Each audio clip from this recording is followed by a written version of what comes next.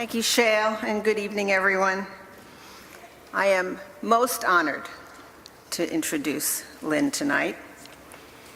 Many wise people have said, we teach who we are. What does that mean, to teach who you are?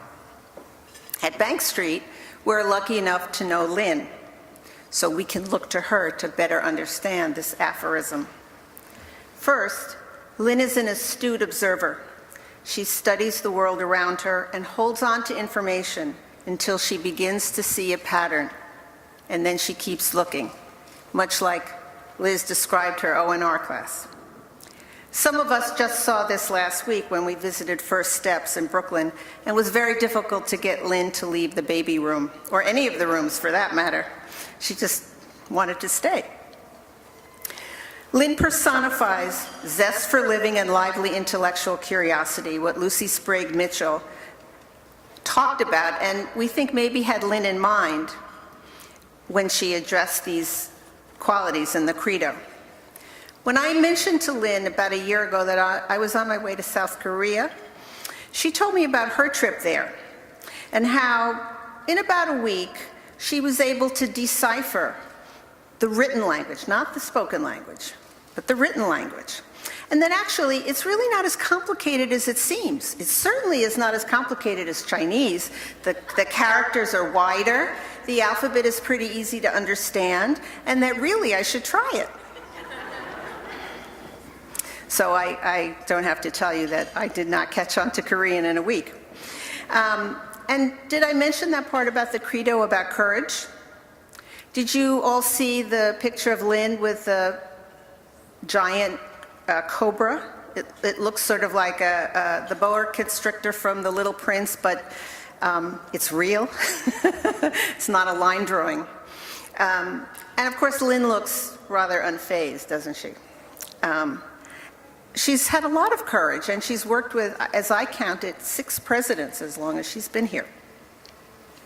Lynn listens and then asks questions, lots of questions, probing questions, and no tiptoeing around either. Through the years, in middle states and strategic planning committees, after presentations, during lunch, Lynn listens quietly and then zeroes in on the underlying issue and asks us to imagine, why is it that way? What if, have you tried it that way? Could you try it this way? And if the path you've started down isn't really going where you want it to go, perhaps you might consider a different route. At Lynn's birthday celebration a few years ago, Matthew Melmed, the executive director of 0 to 3, where Lynn is also a key board member, said that when he has a really tough budgetary issue, he has dispensed with the consultants. He just skips over them and goes right to Lynn. Lynn would listen, ask questions, and help him find a solution. Lynn has been a tireless champion of progressive education and of efforts to introduce progressive practices into public settings. She sees quality and equity as inextricably linked, and she understands the importance of sustained, incremental advocacy and policy work. And Lynn is modest and a person of complete integrity. She's been a true pioneer in early care and education and parent support, but you have to probe to discover her many accomplishments, only some of which have been mentioned tonight. Lynn takes immense pleasure in her family. She was married for 54 years to Phil Straus, who we remember here at Bank Street with great affection and gratitude. Together, they raised 3 wonderful human beings, 2 of whom are here tonight, Philip, Donald, and Catherine. And Lynn is the proud grandmother of 4. So not only did she teach adult development with Jack Niemeyer, but she's made her way through the adult development stages quite lovely, in a lovely way, thank you.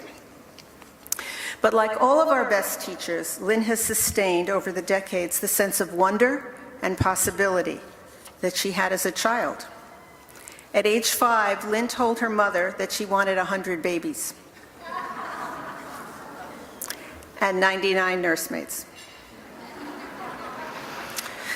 So even at the young age of 5, she was advocating for low adult-child ratios. By leading and teaching who she is, Lynn has far outsized her 5-year-old dreams. Through her work and strategic vision, she has reached and improved the lives of hundreds and thousands of babies, children, and families, and all the adults who care for them. Lynn, we salute you with all our heart.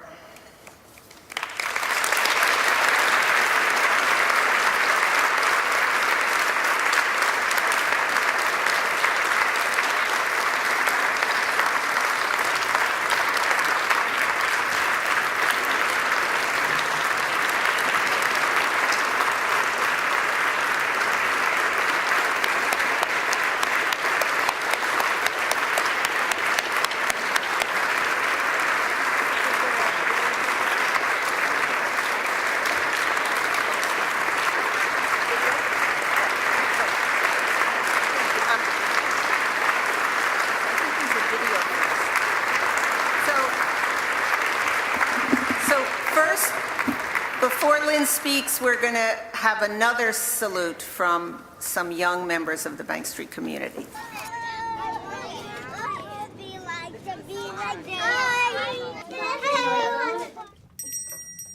Thank you, Lynn. You really are the best. Thank you, Lynn. Thank you, Lynn. Thank you, Lynn. You really are the best. Thank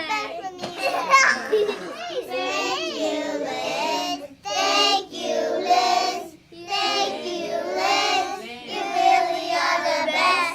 Hey, look. Thank you, Lynn.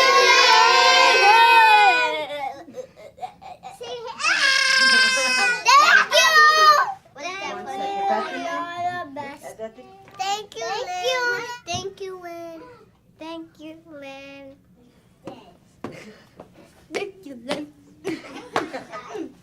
No.